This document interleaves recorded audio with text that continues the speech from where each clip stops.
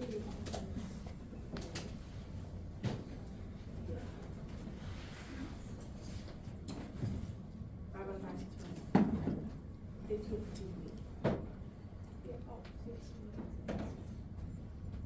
everybody.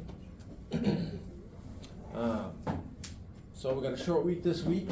Plan is today gonna lecture, finishing up a little bit actually on the last chapter, some examples of things, moving on to the next chapter, and then Wednesday, will be a video day, because that's the end of our week. And I find, law students don't come to that Wednesday, so short week this week, and then you'll find when you come back, it'll feel like we're nearing the end of the semester very quickly. Any general questions about anything before I start talking about some concepts? Anyone recognize where this picture's from? It's in Minnesota. Rose. This is Andover, northern suburb. The reason I got a picture of it is a couple of concepts from the last chapter that we didn't go into a lot of detail about. I decided to kind of bring up some local examples. Exurbs and edge cities. People get them confused a lot and whatnot, so that's why I thought I'd go into more depth. Exurbs tend to be, well, we talk about sprawl, and we've talked about that there was a lot of density, and then as transportation technology basically changed throughout time, people drove further and further out. Well, exurbs are the suburbs that are outside of your classic suburban ring that are around most main cities in the U.S. and increasingly around the world. Exurbs tend to be places, not to be confused with edge cities. Edge cities are like Bloomington and Burnsville. Those are places where the economy comes to the point where that could compete with the central city's economy, right? Well, an exurb isn't really competing for economic might. It's usually what we call a bedroom suburb where people go and they sleep, and that's where they have their house, and they commute to work. And the reason exurbs are a thing that exists is just because of how much work has moved to the suburbs. So people were able to live even further out than normal. If someone living in an exurb, if they got a job in downtown, their commute would be over an hour, right? And so they tend to not do that. They tend to know, perhaps they own their own business and it's in one of the classic suburban areas, and so they can easily commute to it.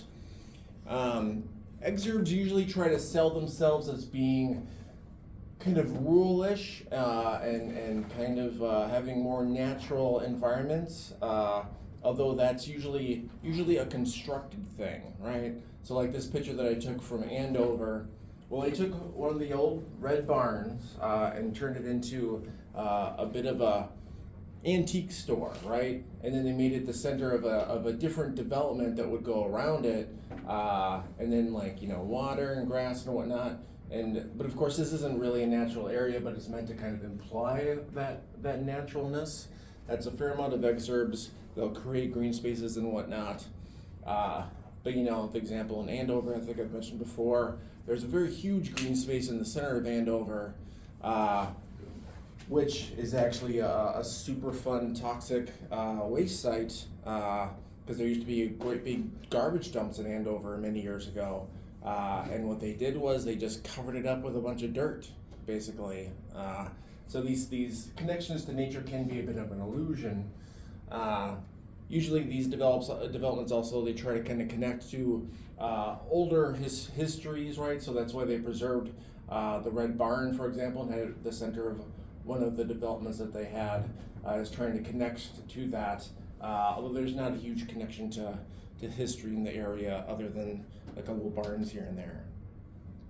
Edge cities, actually Joe Grow, who coined the term edge city, one of the main cities that he was looking at were Bloomington and Burnsville right here. People remember when it was Camp Snoopy, or y'all too young somewhat? It was a long time ago that Mall of America was Camp Snoopy. People know what this was before it was Camp Snoopy?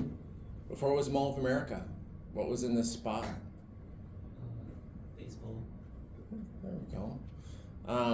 Yeah, there was a great big outdoor sporting / anything else arena. But it was feeling at the time that things in Minnesota were moving toward being more enclosed. Somewhat ironic that we now have a couple outdoor stadiums that we have constructed since then. It's kind of come back. Well, when the Mall of America was first put in, there was a fair amount of controversy because, well, they were getting rid of something that was pretty historical. The old Met Stadium that used to be here was so big that, when the Beatles came and played, or the Rolling Stones, that's where they went. But it also was like race car driving, like it was a kind of all-purpose giant stadium. But a lot of the local people, especially at the time, had lots of these connections to that space. And so they actually required, when the Mall of America was built, that there would be a number of memorials to the sports stadium. As well as, probably didn't see see this at the time, but the architecture and whatnot is also supposed to reflect Minnesota in lots of different ways. I'll show you some specific examples. But the idea was that this would give a tourist from someplace else a taste of what Minnesota is like. Right now it's been updated and it's very kind of, high tech, right? More kind of animated, as in bright colors, right? A lot of movement. This is currently how it looks. Very different than when it was all originally put in. And you could still see bits of the old look. The old look was attempting to look rustic and rural, and so that's part of the reason why there's still lots of areas that look like they're made out of logs and stuff, and older kind of material. And what they did, like I said, it was supposed to look rustic and was supposed to look like something you would see in small town Minnesota. But when they decided to update and go more flashy and bright colors, they just painted over it and then left some in place. So that's why it has, currently its look is a real mixture of aesthetics.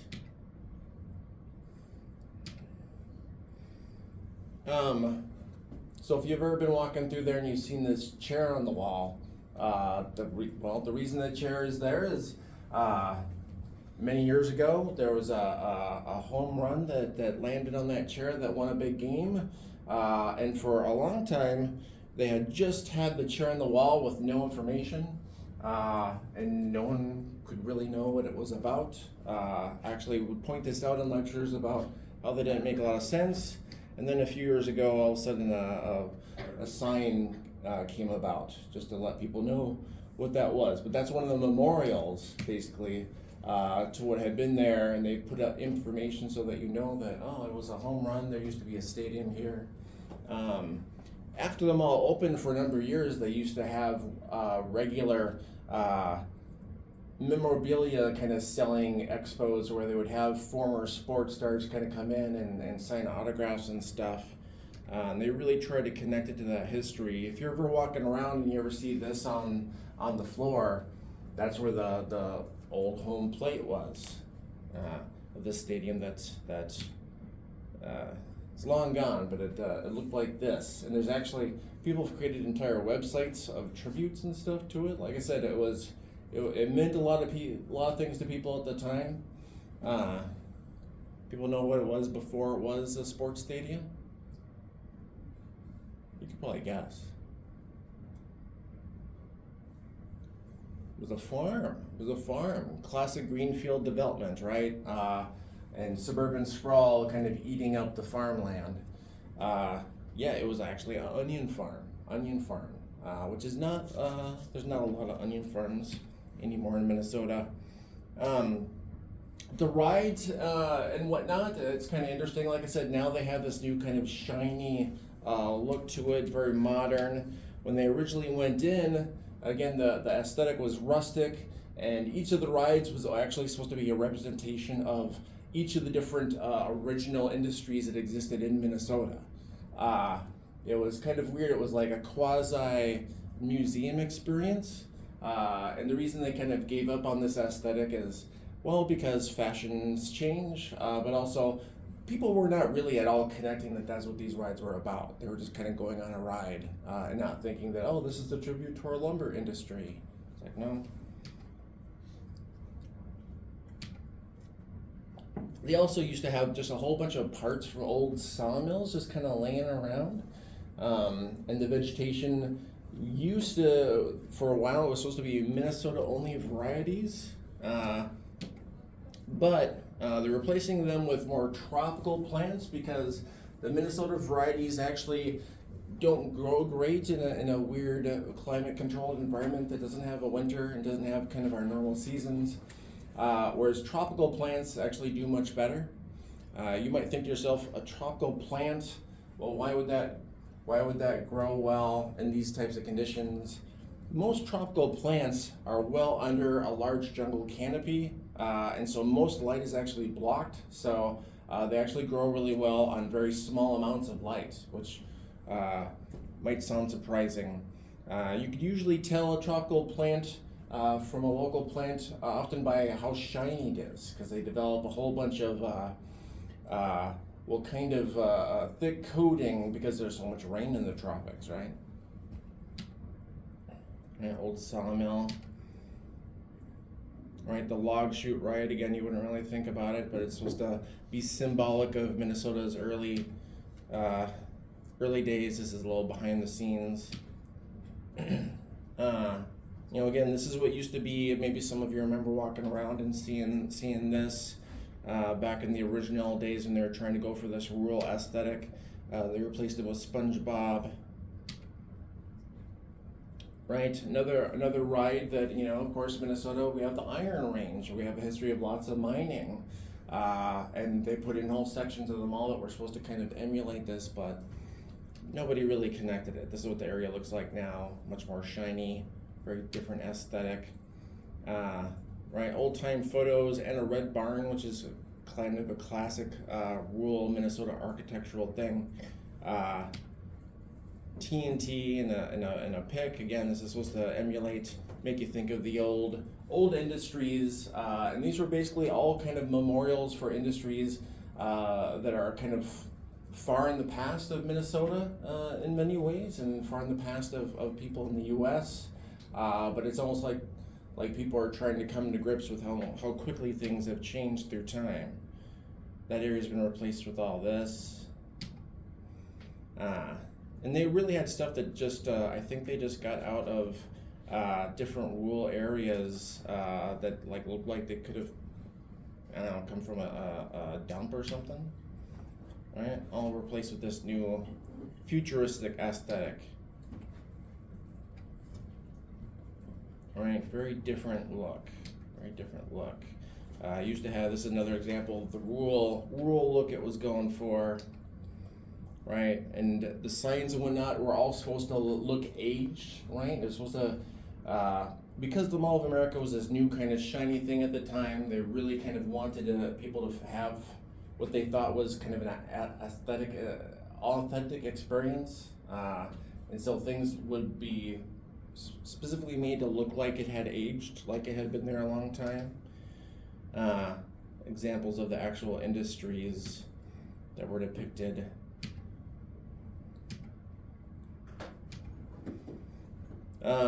And now they're moving in tropical stuff, like I said, and the aesthetic is really mixed right now. That's why they have so many kind of different things going on and things that just kind of don't make sense being mixed with each other, right?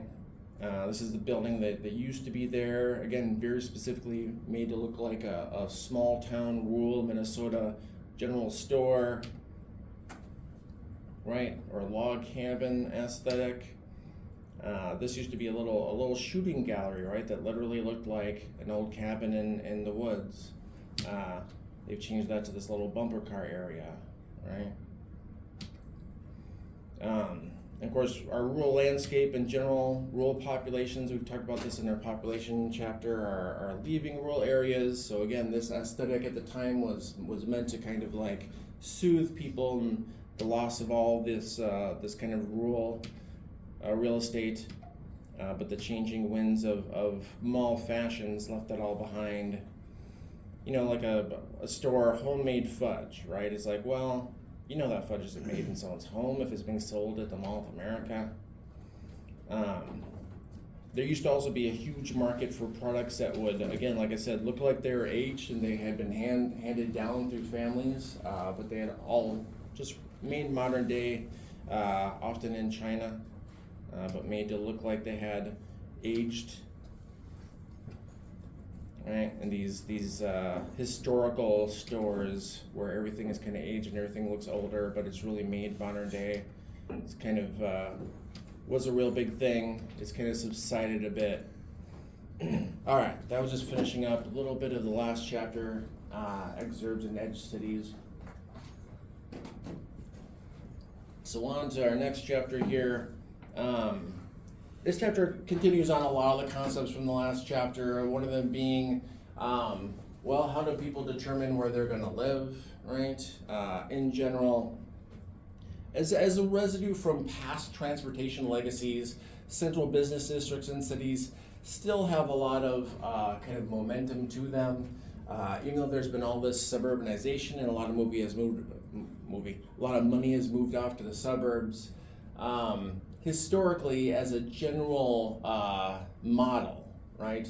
Bid rent theory, closest you are to the central business district, the more expensive it is.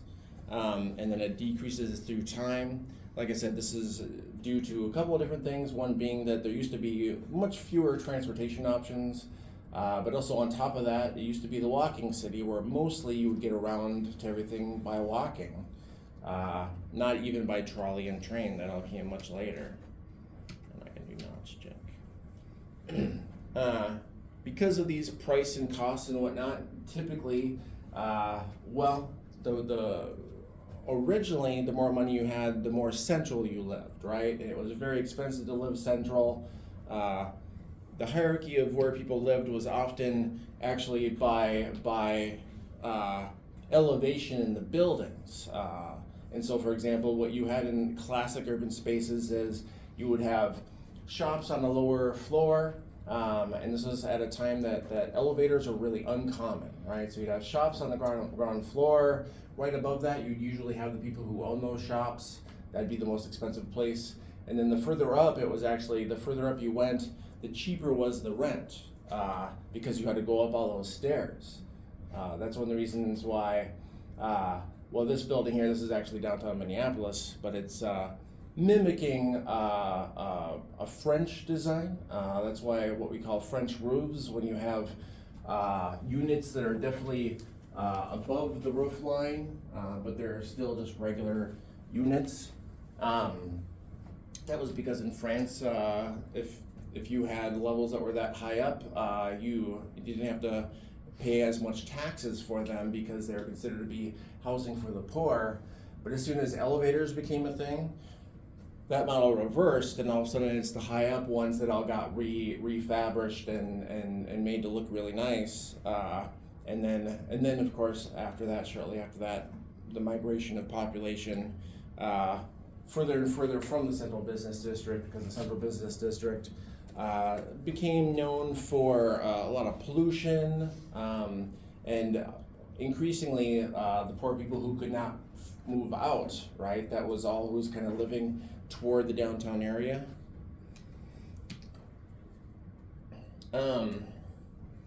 This chapter goes through lots of different, basically models of urban spaces, and it talks about them kind of through time as well as in different places, right? So cities that came about after it was the walking city, that's a lot of cities in the world, including in the US, came about when there was rail transit, right? And that's when you had, your urban development was often along these different kind of transit routes. And that became kind of the new geography of where business was. You could also see, well, working class residential tended to be closer in, middle class residential tended to be a little further out. You would have some areas in central cities that you have kind of the ultra wealthy live, but they're usually in little segments. Very often separated by geography. You will have hills or something, or maybe a little bit of woods or a river, a lake, something like that kind of divides these areas. Multi-nuclear model. Well, this again, if you're going through time, if you're looking at different transportation revolutions, this takes into consideration, cars and also zoning, right? In this chapter, it kind of increasingly talks about zoning laws and places that start using their government to decide who lives where and who does what where. Zoning laws originally came about because central business districts would be so polluting. And there used to not be any laws about, if you had a business that was, maybe had terrible smells or something, right? And if they just located next to you, used to be no legal recourse. Your property would just all of a sudden, the value would just dive, and there'd be nothing you could really do about it. It took a lot of legal fighting and whatnot for there to be laws, whereas eventually it's like, okay, if we're going to decide where manufacturing is, for example, right? It's like, heavy manufacturing, well, it's connected to working class residential, but it's still kind of pretty far out, right? Next to an industrial suburb, but far out from basically, where you have wealthier people living. That's in general how things have been going since the age of cars, right? There was some amount of this during the trolley age, but more since the age of cars. Galactic city model. This is just a very generalized model, but this has been kind of come to be accepted as the modern model as it exists now. And so you could have, we have something like this where you have an airport complex that is relatively close to the city, so it's not a terrible amount of driving you would have to get to it unless you live on the wrong side of the city for that, right? And you have all kinds of little suburbs growing that have their own kind of businesses and whatnot.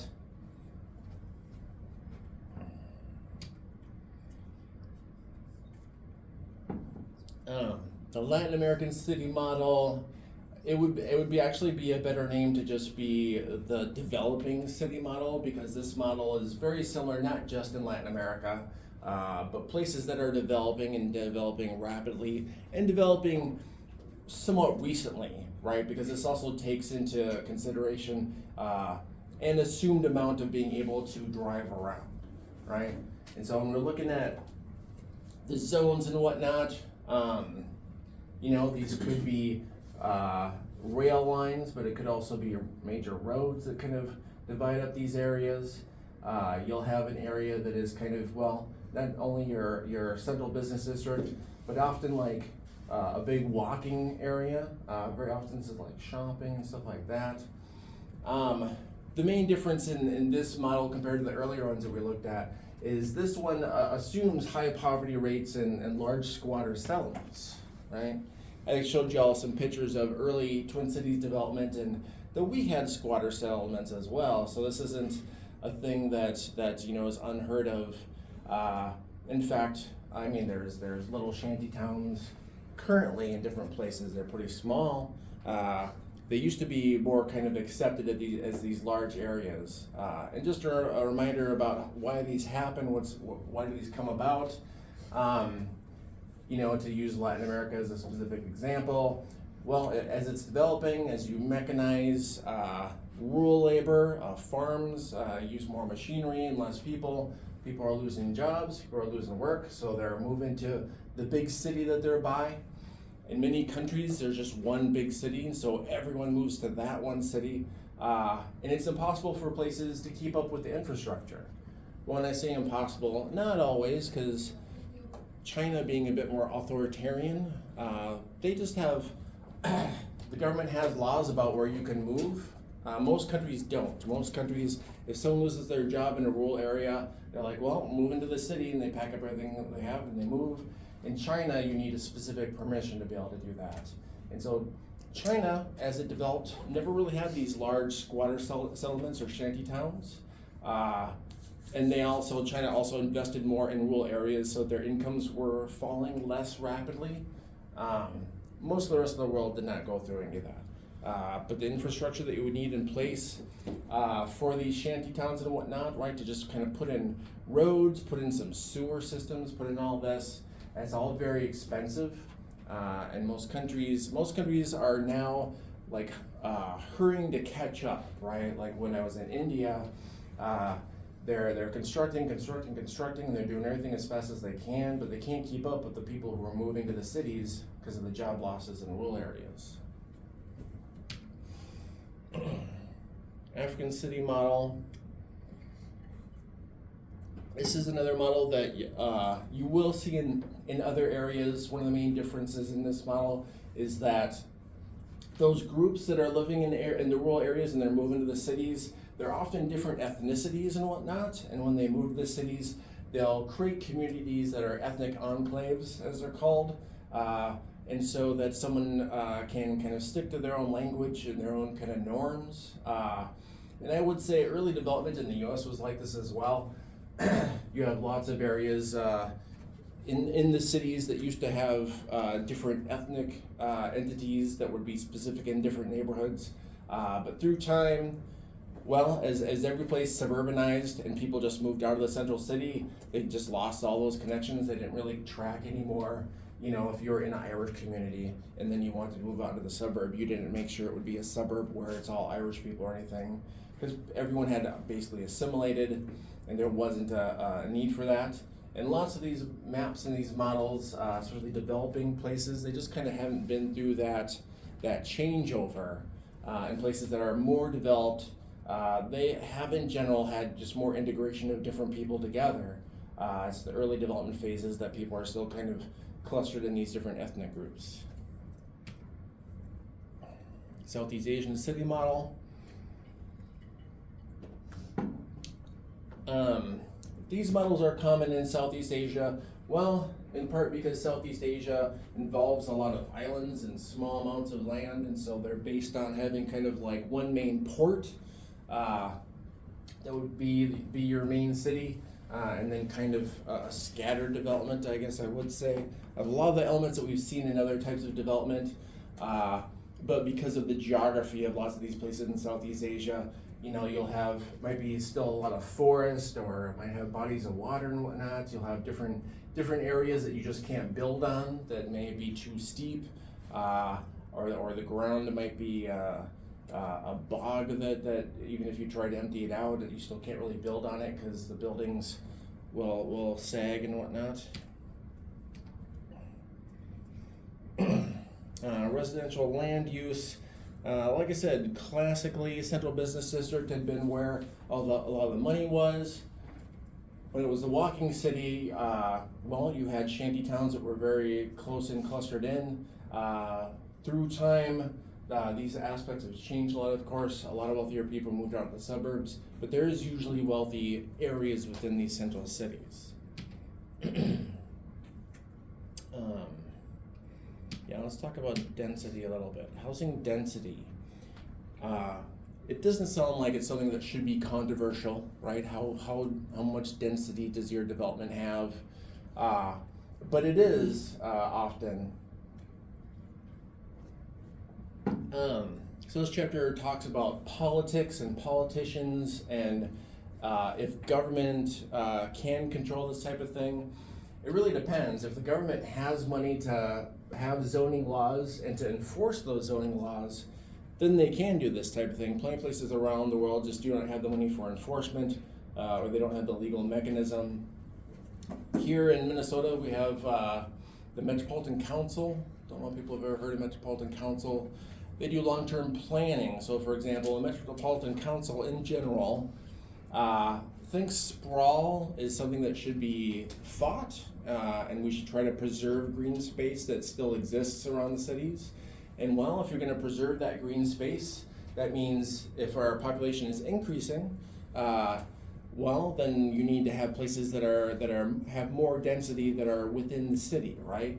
And so that's what the Metropolitan Council will do. They'll put out a permit process that, you know, new construction has to have a certain amount of density, so that if you have like maybe there's an old building that burnt down, right, or something, or someone just wants to redevelop it because maybe it's an old building that had a big lot but was just like one small building and it wasn't very useful or something.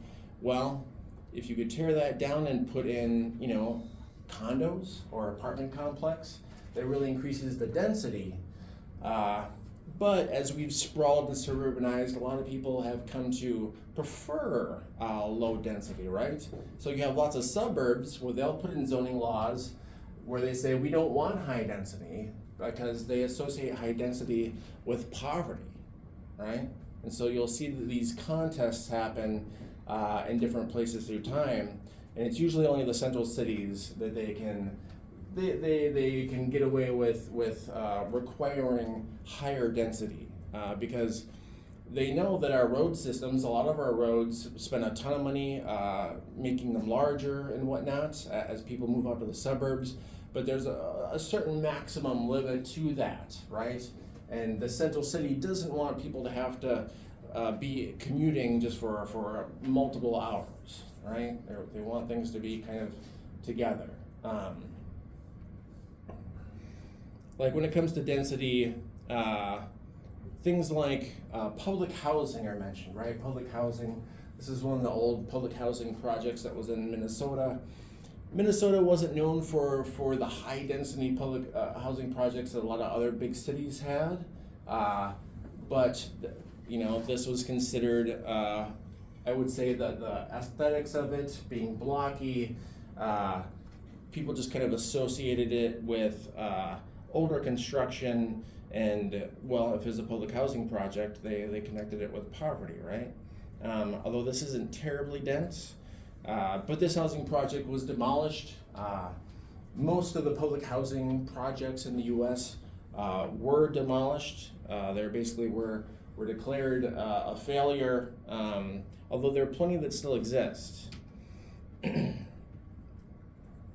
This one actually also had the unfortunate disadvantage of having been built on a creek, which, you know, I don't know how that didn't seem like a bad idea at the time.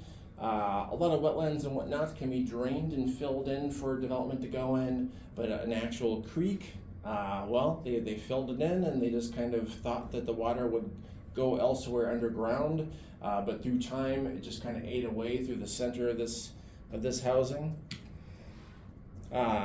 This is some demolishing of larger public housing. This is more of the size of public housing projects in other places that were bigger than the Twin Cities. Public housing, like I said, it was kind of declared a failure, but when they're put together, I think I got another big, I think this is St. Louis, but this is a public housing project, right? What that means is that these were government-owned, basically apartments, and the failure part of them was that, well, there was never actually a lot of money invested in them, and so the architecture was pretty drab, and the actual construction was often kind of cutting corners and whatnot to cut costs. And then there really wasn't money put in for maintenance, and so, for example, well, they became infamous for their elevators not working. And if you could imagine living on, you know, a dozen floors up and having to, every time you leave your house, go up or down a dozen floors for, you know, to do laundry or do whatever. And so the places just got run down fast. The public housing project, like I said, part of the reason it was demolished was because it was the density. It was considered to be too dense because people wanted kind of more of a suburban model of a bit less dense. But the housing that was actually put in to replace it was as dense as those, but just like aesthetically, they attempted to go for more of a suburban look, right, without having the flat house tops. And as you can see, this is basically very near downtown. And then the creek itself, they just rehabilitated it and made it into a local amenity rather than building on top of it, which seemed like a much better idea. But like I said, the density, it's very similar density, they just gave it a different aesthetic. And this is also right next to downtown, right? Very much trying to look suburban-y, but more dense. This is actually New York City, which these are actually public housing projects in New York, and they're still going because the city invested in them and kept them maintained, made it so that they didn't fall apart. And there's still public housing in the Twin Cities here as well. Most of it tends to be for elderly populations, but they're not all clustered into one section like they used to be. They used to be clustered all into one sections. I actually took this photo. Like I said, this is New York. This was August of 2001, and then I'm on the top of the World Trade Center, so it's an angle that you don't really get photos from anymore. I'm not going to do a case study. I already talked a bit about the importance of infrastructure. Like I said, when cities grow and if they grow since the age of the car, although there used to be in the Twin Cities here, there were trolleys that would go all over, including out to the suburbs, and those were all taken out in favor of buses. There's been a big push to go back to an amount of rail transit because, well, you could transport a lot of people using a small amount of space compared to like if you have everyone commuting in a car and you have one person in most cars, right? That's how most of the roads and highways are. I would say actually something that no one really thought about or could have predicted was just how much telecommuting would decrease the traffic, right? Like we still have rush hour and whatnot, but it's not anything like it was pre-pandemic. And also, well, unfortunately during the pandemic, the light rail ran into disuse, and also just people really didn't monitor it. So I would say like if you ever took any light rail 2020, 2021, they were often just full of homeless people who would just stand there as a warm place. And that, as you can imagine, that discouraged other people from using it. They've done a big effort. This isn't our highway or our light rail. Other cities have attempted to do the same thing. I would say usually the very successful examples of using rail transit still today are if you travel to Europe, right? It's very simple to just jump on a train and to go to place, very organized system. But that's also, Europe had their heyday during the heyday of rail transit. So a lot of the structure of how European cities are put together for trains, whereas the structure of most American cities were post-car, and so car is still the primary thing. Places are putting in light rail, but it's slowed up quite a bit. Like I said, partially because the pandemic has taken off a lot of pressure on traffic, because you still have something like in downtown, I think that the last statistics was 63% of the workers have gone back to downtown work, which means almost half is empty still. Infrastructure and development, well, like I said before, they can't keep up with the numbers of people who are moving in and building these squatter settlements and whatever. And, well, as you can imagine, if you have people living here and there's no infrastructure, so you have no sanitary, no sewer system, no transportation, everyone is walking, there's no garbage system, right? And so you get piles of garbage, which also can lead to disease and whatnot. As places develop, they attempt to do this, but a lot of developing countries just don't get a lot of tax money because a good percentage of the economy is underground economy, where people basically just aren't paying taxes for things.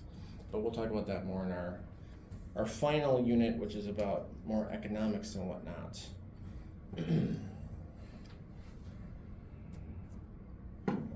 I mentioned that in Minnesota we have the Metropolitan Council. The Metropolitan Council, as far as the political organization, has been pretty unified. There have been sometimes that people have tried to get it to lean toward more of a suburban focus rather than an urban focus.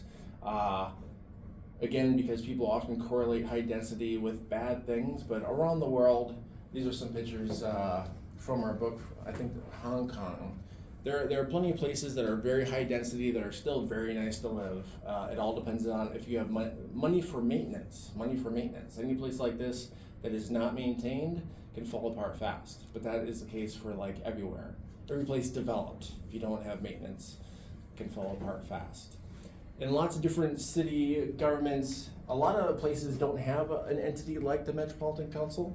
The only other place with a similar structure in the U.S. is like Portland. Portland has very good planning. They have very strong emphasis on saving green spaces and not developing in what few green spaces there are left. Minnesota's tried to have a similar focus, but to some extent, they can't control areas outside of what we call the MUSA here. The MUSA is municipal sewer and septic systems, right? And so if developments go in and they want to put in their own sewer and septic system, if they really want to pay for all that, then they can, and they could just do whatever density they want to do. Another example of high density in Hong Kong. All right. This chapter also talks about urban data and urban research. These are basically the categories of data that people use in different types of research, and I think they bring this up just to basically legitimate a wide range of urban data, because a lot of people studying cities, you get your quantitative, more kind of traditional data that is very easy to run some algorithms and some math through and data collection and whatnot. But a lot of the information that's taken in is qualitative. Like one of the examples being interviews, right? Well, those are very difficult to quantify, right? Because interviews and whatnot, you're going to talk about people's feelings about things. You're going to have opinions about things. And this section is just trying to point out that these are legitimate things. They're still considered doing science and research, even though they seem more almost an art to them, right? I can do a productivity. All right. Got into a couple questions I'm going to have y'all ask. Oh, I forgot my cards. I'm going to do the card thing again just to get you